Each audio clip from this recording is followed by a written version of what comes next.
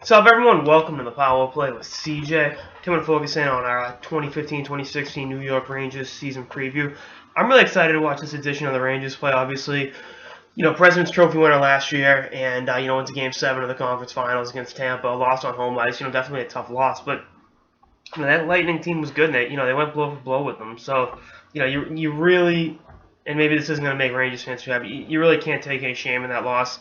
I know on paper the Rangers are better, but I picked Tampa in that series. I picked Tampa to go to the final at the start of the season. So, I'm looking at last year with the Rangers. They were able to spell Henrik Lundqvist for the first time in his career for periods of time. And I know he had that injury in February, March, but having Cam Talbot there gave him a bit of a safety net. They don't have that. Maybe Antti Ranta is that safety net. I don't know. We'll see how that works out. I think he very well could be, particularly with such a talented team in front of him. But that's if that's your biggest issue, you're doing just fine.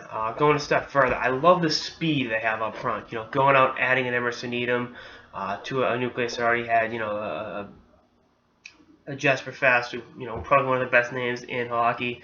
Kreider, guys like that can really come at from the outside and, really keep defenses honest. I mean, tough to give up Carl Hagelin, but I think Edom can give you a little bit different of a dynamic. I think Hagelin's a better player, being totally honest, but given the salary cap ramifications and all that, you got to do what you got to do. And Edom's not a bad fit with the way this team plays. I think Lean Vigneault will use him properly, and he'll get some chances with his speed to the outside.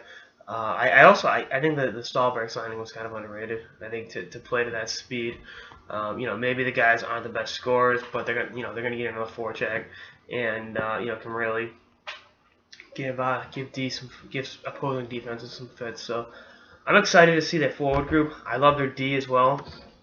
Anyone that's watched this power play knows I have a man crush on Ryan McDonough. I love the kid. The fact that his uncle was lost a quarterback in Miami doesn't hurt either. But I think you look at guys like him, guys like Mark Stahl, Yandel, Boston guy. There's just so much talent back there that with the way they can move the puck, make those smart passes, that speed with the forwards, it's going to be interesting. And I think you're going to get a lot of transition opportunities, and that's definitely something that it can really drive other teams crazy. Keith Yandel is going to be a free agent at the end of the year. Will he want to stay in New York? I think he will, but I think he wants to. I just want to see what the cap situation is. That's it's a tough deal, but you'll see how it all works out. And right now, this team has to focus on getting over the hump. I think at minimum they're back in the conference finals. I really like the way that the team's assembled. Zuccarello will be back. I think Gorton's going to do a good job. I mean, even Sather, as maligned as he was, rightfully so. He helped build this team. There's a big reason why this team's gotten to this point. He'll obviously still have a role in things, but I like Gordon. I think he knows his shit. I think he will really be active, trying to tweak things. Like even going back to the Edom Hagelin swap. On paper, yeah, the Ducks got a better player, but you gotta look at the big picture, and I think the Rangers got a fair deal. So again, I'm really excited to see what transpires.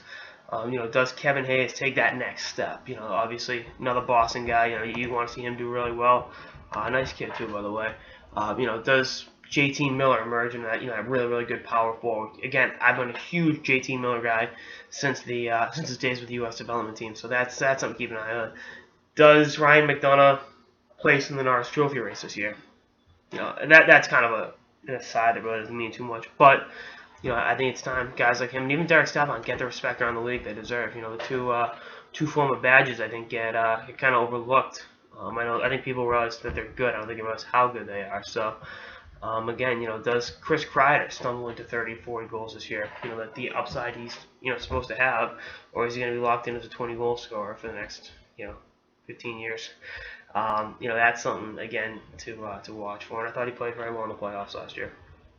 I think if he can, continue to take advantage of both his size and his speed, there'll be a lot of scoring chances for him and a lot of chances to bury, on this team. So again, plenty of reason to be optimistic in New York.